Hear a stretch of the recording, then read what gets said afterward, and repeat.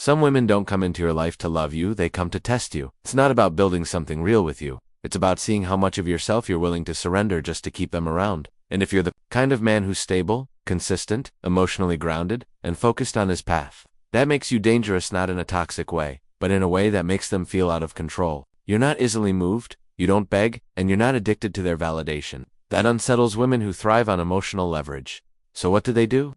They start trying to humble you, but not with honesty or direct communication. Know what they use are subtle games, quiet digs, and power plays dressed as concern or humor. They'll laugh at your vision, downplay your discipline, make passive-aggressive jokes about your confidence. Not because you're wrong, but because your presence exposes something they're trying to hide, their own insecurity. See, some women aren't looking for a strong man. They're looking for a man they can feel stronger than, one they can manage, one they can keep emotionally off balance. That way, they feel important, dominant, even superior. And when you start to shine, when your purpose starts becoming clear, when your vision starts turning into results, that's when she really starts pushing. She'll pretend you're too intense. She'll distract you when you're focused. She'll mock you when you're serious. Not because it's funny, but because she feels irrelevant in the face of your clarity. If you don't recognize it early, you'll start to shrink yourself to keep her calm. You'll tone down your ambition, second-guess your moves, and censor your confidence just so she doesn't feel threatened. You'll mistake her discomfort for connection. But make no mistake, this isn't love. This isn't support. This is emotional sabotage. And the longer you let it continue, the more you become a shell of who you were becoming. You'll lose yourself. And the irony is, she still won't respect you after that. Because deep down, she never wanted someone she could walk over. She wanted someone who wouldn't fold under pressure. So the moment you see through it, the moment you realize her tactics are just fear in disguise, that's when you take your power back. You stop dimming your light to protect her ego. You stay sharp, you stay centered, and you let her feel what it's like to be around a man who refuses to shrink. Her games aren't random, they're deliberate. You might think she's just being emotional or unpredictable, but what she's really doing is testing you. She wants to know where your breaking point is, how much pressure she can apply before you bend. When she pulls away right after a vulnerable moment, when she suddenly goes cold after a night of closeness, when she brings up another guy just to see your reaction, none of it is by accident. It's not confusion, it's strategy. She's trying to find your weak spot. If you chase after her, if you start doubting yourself, if you react emotionally, she knows she's got you. You're no longer grounded, you're playing her game. And once you start playing, she controls the tempo. It becomes a cycle. She pushes, you flinch. She retreats, you chase. And that's exactly what she wants, to keep you in a state of emotional imbalance.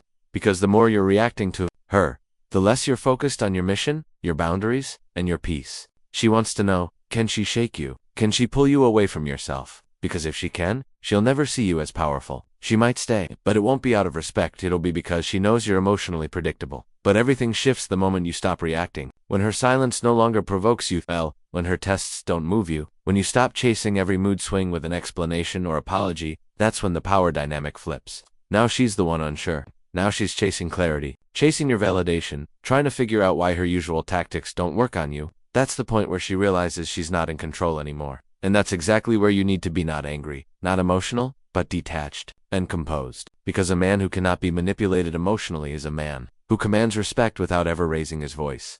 There's a major difference between loving a woman and worshiping her hand. Many men fall into the trap of thinking they're the same. When you start revolving your life around her approval, constantly proving your devotion, making her the center of your identity, you don't earn more of her love, you lose her respect. She stops seeing you as a man and starts seeing you as an accessory, a fan, someone who's always available, always agreeable, always ready to please. You think that showing loyalty and emotional openness will make her feel safe, but the moment she feels like she's above you, she starts pulling away, not because she wants distance, but because power makes her feel secure, and now she has it all. She doesn't want to be chosen, she wants to be chased. She doesn't want a partner, she wants to be admired. And if you give up your edge, if you sacrifice your mission, your standards, or your masculine self-respect just to keep her happy, she starts treating you like someone who can be replaced. Because the truth is, women don't fall for men who place them on a pedestal. They fall for men who are grounded, self-assured, and purpose-driven. You don't need to ignore her or become cold to keep her respect, but you do need to stop turning your life into a stage where she's the star and you're just clapping in the crowd.